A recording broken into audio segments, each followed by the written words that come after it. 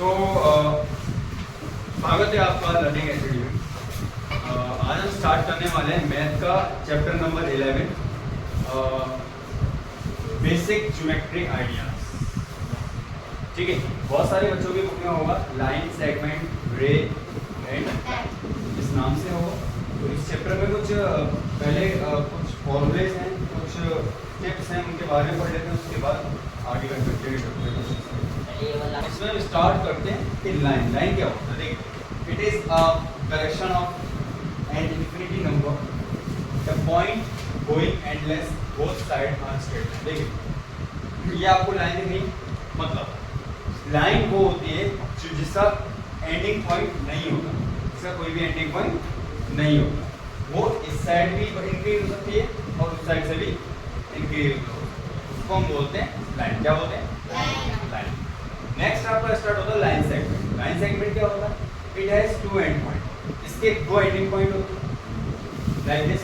अब लिखा, जैसे कि आप एक काम करना, एक धागा लेना, उस धागे को एक मतलब रील होती है कपड़े सिलने वाली, उस रील को लेना और उसमें धागा तोड़ लेना। एक पॉइंट ऐसे पकड़ना, एक पॉइंट ऐसे पकड़ना, आपको दो एंडिंग पॉइंट उसमें मिल जाएंगे। आपने सीधी देखी है, निशानी इस तरह की होती है तो इसके एंडिंग पॉइंट होते हैं, होते निशानी के होते हैं। तो जिसके एंडिंग पॉइंट होते हैं उसको हम बोलते हैं लाइन सेगमेंट। क्या बोलते हैं? Line segment. नेक्स्ट है आपका रे। रे क्या होता है? Straight line extend the endless, मतलब जिसका एक एंडिंग पॉइंट होता है और बाकी इधर हम कितना भी से बढ़ा सकते हैं। तो नेक्स्ट फॉर्मूला है, नेक्स्ट टॉपिक है इंटरसेक्टिंग लाइन और पैरेलल लाइन। क्या होती है?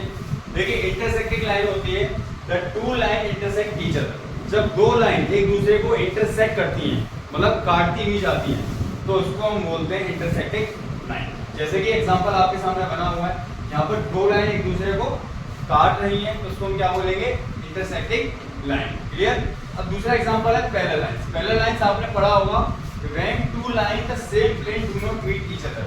जब दो लाइन आपस में नहीं मिल रही होती है उसको हम बोलते हैं पैरेलल लाइन। जैसे कि आपने ट्रेन की पटरी देखी होगी, ट्रेन की पटरी हमेशा ऐसे होती है, तो कभी भी एक दूसरे से मिलती नहीं है। मिलती है? नहीं मिलती है। तो जो कभी ना मिले उनको हम बोलते हैं पैरेलल लाइन। लिखा हुआ है when two lines in the same plane do not meet each other, जो कि एक दूसरे से ना मिले उसको हम बोलते हैं पैरेलल लाइन। तो अब हम पढ़ने वाले हैं परपेंडिकुलर लाइन। परपेंडिकुलर लाइन होती क्या है? तो देखिए, when two lines in the same line intersect, जब दो लाइन एक दूसरे को इंटरसेक्ट करते हैं, क्या करते हैं? इंटरसेक्ट। और इंटरसेक्ट करते समय उन दो लाइनों के बीच में अगर राइट एंगल बन रहा है, क्या बन रहा है? राइट एंगल बन रहा है, तो उसको हम बोलेंगे परपेंडिकुलर लाइन। क्लियर है?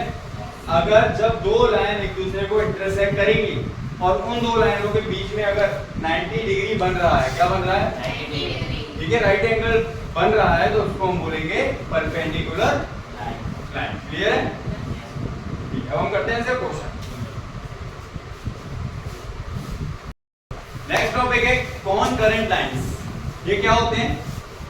व्हेन थ्री और मोर लाइंस, जब दो या दो से ज्यादा line in the same plane intersect each other at a point, मतलब जब एक, दो या दो से ज्यादा लाइन एक पॉइंट से इंटरसेक्ट होंगी। कौन से पॉइंट से?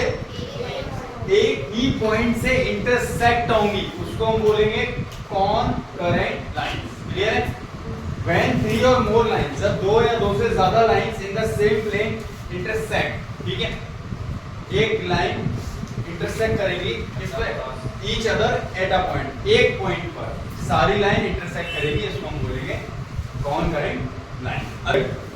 वो लीनियर पॉइंट। ये क्या होता है?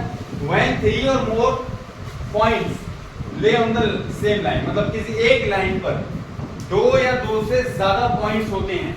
जब एक लाइन पर दो या दो से ज्यादा पॉइंट होते हैं उसको हम क्या बोलते हैं? Collinear points. क्लियर है? क्लियर है?